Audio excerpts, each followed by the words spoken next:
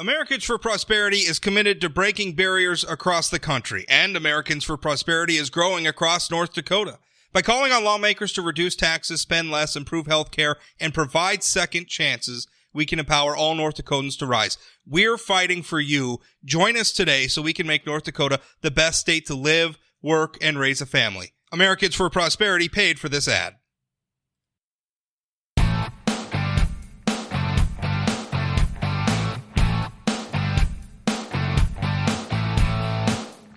David Owen joins me now. David is an activist in the state who is a proponent of legalizing recreational marijuana. You probably remember from the 2018 election cycle, there was a ballot measure. It was backed by an organization called Legalize ND. Well, Legalize ND is who David works for. Dave, how are you? Good. How are you doing, Rob? I am doing pretty good. First of all, you're working on another initiated measure for the ballot this cycle. How's the signature collecting going? You need over 13,000? Was it 13,400? You need almost 13,005. It's 13,452. Yeah. And we are a little bit over 10%. Last we updated, we do a signature call every week or so. So we haven't done our call this week, but we're a little bit over 10 or 11%, and we are on or ahead of schedule based on our metrics. So you're going good. So you're fully expecting that you're going to have another measure on the ballot in 2020. Correct. Yesterday, because that's important that we establish that, because I think, and there is another measure, it's a constitutional amendment. Their signature threshold's much higher. I don't know how they're collecting signatures. As a personal matter, I can tell you I prefer David's. I'm a proponent of legalizing recreational marijuana. Full disclosure, I prefer David's proposal, mostly because I don't think legalizing marijuana should be put in the state constitution. This is a statutory issue. It should be left in statute. But regardless, we're going to have a debate this fall, this year, about legalizing recreational marijuana. Again, the legislature during the interim is studying the issue, and that's both good and bad. On one hand, it's very good that the legislature initiates these studies because they really can serve as a catalyst to get the different stakeholders together, get everybody on the record. What are your arguments, both pro and against? What are the possible concerns? It's a good clearinghouse for that sort of thing. Unfortunately, sometimes it can also become a clearinghouse for scare tactics. And David, you told me when we spoke about this yesterday, you told me that this interim study was, using your words, off the rails. Tell me what's going on. So originally, this study was supposed to study the impacts of if a measure passed. So it was, let's ignore whether or not it's a good or bad idea. How does this measure work if it's passed, and how do we need to prepare? Yeah. For example, how many bureaucrats do we need? How should we shift law enforcement priorities? Because obviously they're not going to be arresting marijuana users anymore. How do we deal with the new prison system? How are lawyers going to operate with the record sealing program? Logistics, right? Things that you need to make the program run and function. So it's supposed to be a study of that. And the study has become now a lot more of a litigation over whether or not it's a good idea to legalize marijuana. And then, okay, so that's not the original purpose, but fine. At least we're still studying something. And then we get yesterday, a guy who's tying followers to a satanic cult, a guy who's tying marijuana users to the mafia, as in he told this story about this weird Italian mafia boss who was trying to sedate the prisoners using marijuana. And this was at the legislative hearing yesterday on the interim study. It was an interim meeting of the Judiciary Committee, as I understand it. Yeah. So how it works is they call witnesses basically, and the witnesses testify. And we're not under oath, which is how you get some of this crazy stuff. And then we had a woman from WSI who couldn't answer a single question, really. Well, let's drill down into some of this. First of all, I want to just so that the audience knows how these hearings work. It wasn't just open to the public. The people who spoke had to be invited by the committee. Am I understanding that right? I think they're all invited by Chairman Clemene or us. I was invited by Samantha Kramer on behalf of Chairman Clemene. She's a woman who works for the Legislative Council. So I assume they're all invited by Chairman Clemene. But there wasn't a section in the meeting like you see at a lot of like say a city commission meeting where it's like an open mic for the public, whoever's there want to get up and make a comment. It wasn't that sort of a situation? Correct. Only people that were put on the agenda were allowed to speak. Okay, so this Winston Satrin was on the agenda. He was invited by the committee in some way and approved to speak. He is a former warden at the North Dakota State Penitentiary, but I'm reading here. This is from the Forum News Service article by my colleague Jeremy Turley. This is what he writes. Winston Satrin, an opponent of legal pot, told lawmakers several anecdotes from his time as the warden of the North Dakota State Penitentiary. He linked the marijuana-related convictions and the prevalence of the drug in the prison system to the suicide deaths of 2 inmates, including one who was, quote, obviously mentally ill, and also a satanic worshiper.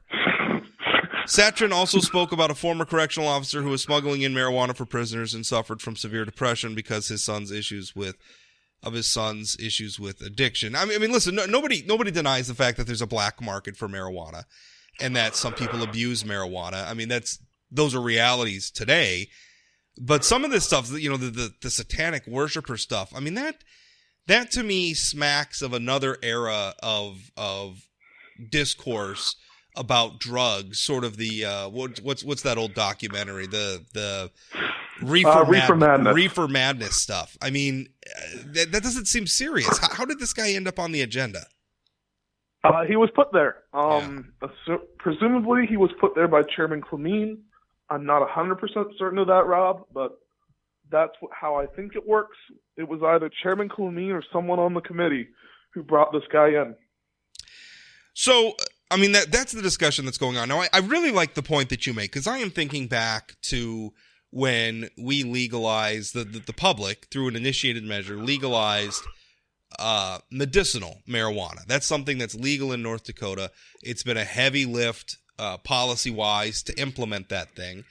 And in a lot of ways, I've defended the legislature on that, because the measure that passed was not well written. It had to be corrected in a lot of ways. Not least was to actually decriminalize marijuana for medical use. The measure that was voted on didn't do that, so the legislature had to fix that. There's also all sorts of implementation headaches.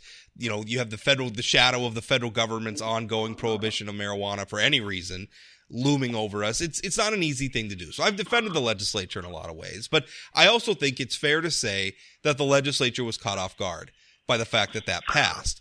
And because they were caught off guard, they really hadn't done a lot of the debate that's necessary on how are we going to implement this if it becomes law. And so they were caught back on their heels, and they had to do all of that after the fact.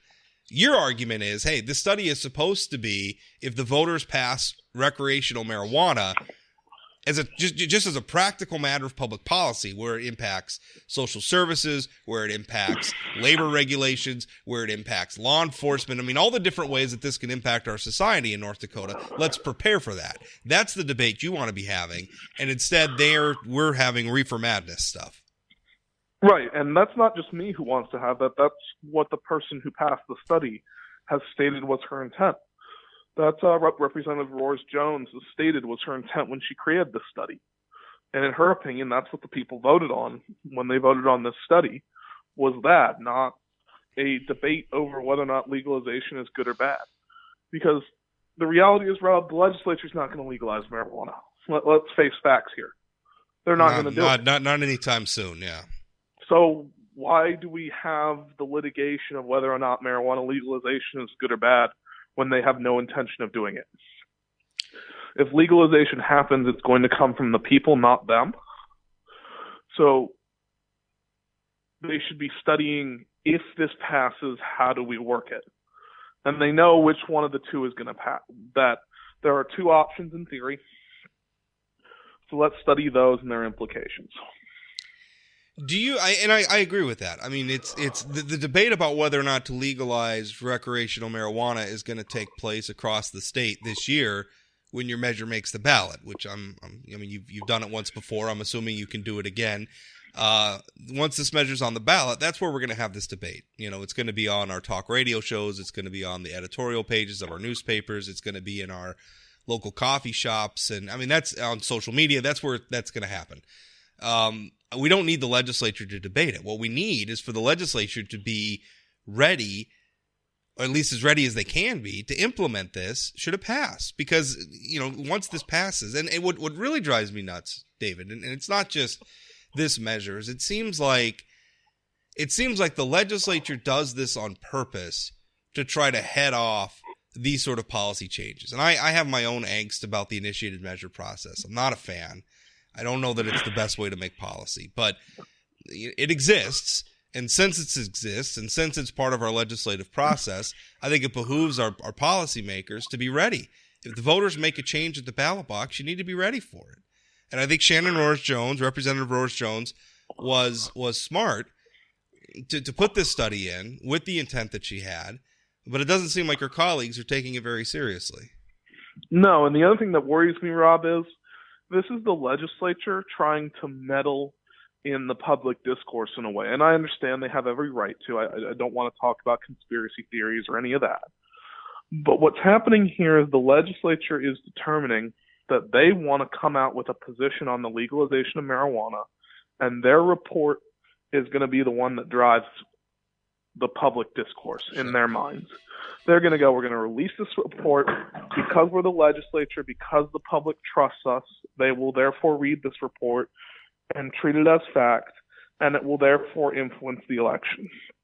And so basically, they're trying to build a report that says that legalization is bad. That's their goal here. That's what it feels like. That's not a conspiracy theory because it happens all the time. Lawmakers, in fact, talk about it. They talk about it as death by fiscal note.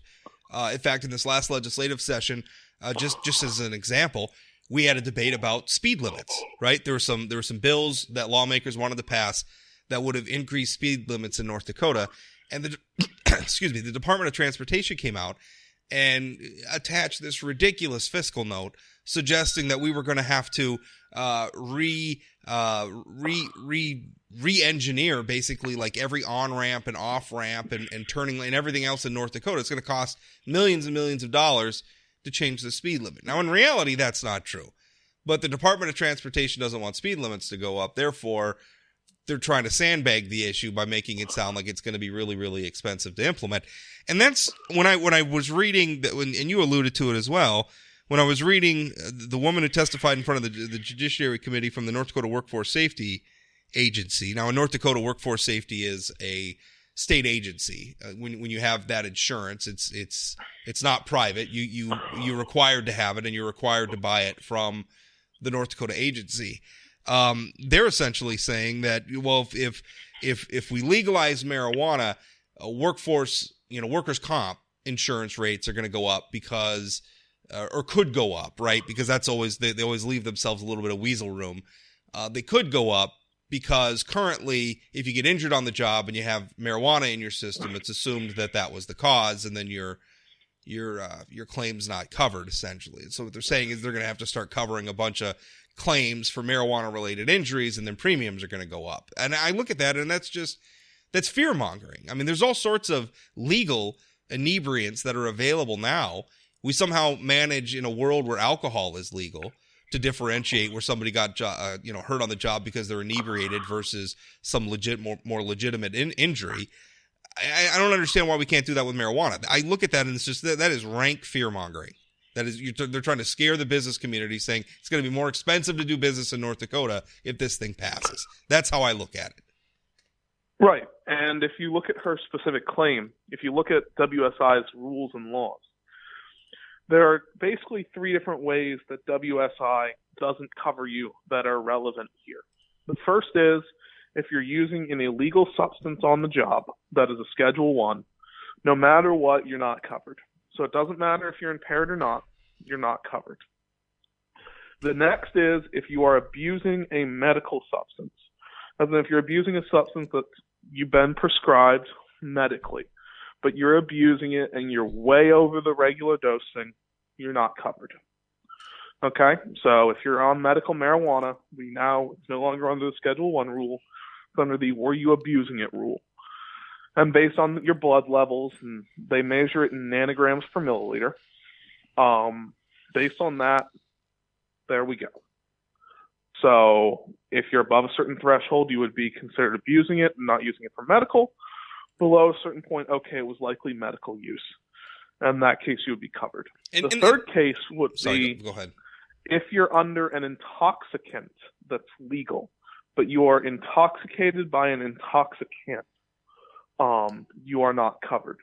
So marijuana in our bill is recognized as an intoxicant, and there's some precedent for this because we established that there are DUI rules, and we clearly state that the DUI rules will continue to apply to marijuana. That means the bill is recognizing marijuana as an intoxicant because we're recognizing that it can cause you to be under the influence and therefore intoxicated. Right. The more modern term is impaired, but they mean for the purposes of this discussion the same thing, as the doctor from Sanford pointed out. Intoxicated and impaired nowadays are treated to mean the same thing. So we recognize this as an intoxicant. So we are saying that Rule 3 would apply. It doesn't matter if the substance is legal. You were under the effects of the intoxicant, right, and the intoxicant caused the performance issues, and therefore it would not be covered. Right. Like if I'm a roofer and I go to work and I fall off a ladder, if I'm drunk, right, and it's legal to drink. I mean, if you're of age, alcohol is legal. If you're drunk, then that has an impact on your claim. I mean, that's already a thing. That's already a thing that we deal with. In fact, I know we deal with it. I used to investigate workers' comp claims once upon a time. So that's a very real thing that we already deal with. I really don't see how hard it is to recognize that marijuana can cause you to be inebriated. And if you were inebriated on the job, that's going to impact, any claims you may have for injuries that happen on the job. I mean, this is reality. Although it does lead into one issue that the legislature should be working on is, how are we going to deal with, driving under the influence laws? Are there any policies there that need to be rejiggered because, it's, measuring inebriation from marijuana is a much different thing than measuring it from alcohol. Like some of the tests that we do now just aren't going to work. We're going to need new things to protect against that. That's a debate to me the legislature should be having. Well, this is one place where the legislature actually did a good job. Okay. I got to give them credit this hearing. They had a doctor from Sanford. And I don't agree with everything he said. Obviously, I'm not going to. I would have wished they'd also had a doctor in favor of legalization, as opposed to a doctor who was strictly anti-legalization. But he talked about how impairment worked, and he said, look, folks, you're going to have to pick a number, and the number's arbitrary. Because basically what we're questioning is what level of impairment is an acceptable risk, and everyone reacts to marijuana differently, much like everyone reacts to alcohol differently. Well, that's what we did with alcohol. I mean, we have it. It's at 0.08 now. You pick an arbitrary number where that's the level of risk you're okay with. Right. Because a certain percentage of the population at that point will be unacceptably impaired, and you test for that. And he acknowledged that the tests do work. They do exist. They can test the concentration levels. And he said historically it's 5 nanograms per milliliter is what he recommends, which is essentially 5 parts per million, if I'm getting, 5 parts per million. And there are tests for that. He also mentioned that avoids the quote-unquote contact high problem. He goes, because let's pretend you're in a room with your buddies, and your buddies smoke pot and you want to drive home. He goes, you would still be below that legal limit if you hadn't consumed. Yeah, and that's a good thing. And again, those are the practical things that the legislature should be prepared for if this passes, because that's what we all want. I mean, I want marijuana to be legal. I don't want it to be legal to drive while you're stoned out of your mind. Nobody wants that. Don't get behind the wheel if that's what you're doing. Just as you shouldn't be getting behind the wheel if you are drunk. So, I mean, that's what frustrates me. And we'll wrap this up now, David. But what frustrates me is that we're going to go into a debate about this, and the legislature is going to come out with some proposal. And I think, unfortunately, it's going to be It's going to be less a sort of pragmatic recognition that we need to be prepared if the voters do something at the ballot on this and they end up approving it, less than it's going to be just an effort to be sort of a cruise missile to try to deter voters from voting for this. I think it's fine that lawmakers have an opinion, and that's just fine if they want to support this or oppose this or whatever. That's great. But part of their job is to be ready for this. I'm afraid they're not getting themselves ready. Instead, they're more worried about campaigning against the measure itself. And the thing is, they're already planning to release it, the report, in those last crucial weeks. Yeah. So based on Shannon's interview with Jay yesterday, which happened at the Jay Thomas show, it happened at 4:40 p.m. She said that the last meeting of this committee is likely going to be in August. So here's what I'm thinking. They finish up in mid-August. They finish writing the report in September. They drop it mid-October, bam, 2 weeks before early voting, and it's a press release that goes to everybody. I'm already seeing a timeline here where they're going to drop it at the exact time to mess with the campaign. Yeah. And it feels intentional that the study just so happens to wrap up and the report just so happens to get released right before Election Day. Or right before specifically when early voting and mail-in voting start. Yeah. Well, I guess we'll see what happens. I think it'll be unfortunate if that happens because the legislature ought to be working to inform the public and ought to be working to be prepared if the public approves this. And it kind of seems like they're not, or at least that's not their top priority. David, thanks for your time. I appreciate it. Thank you, Rob.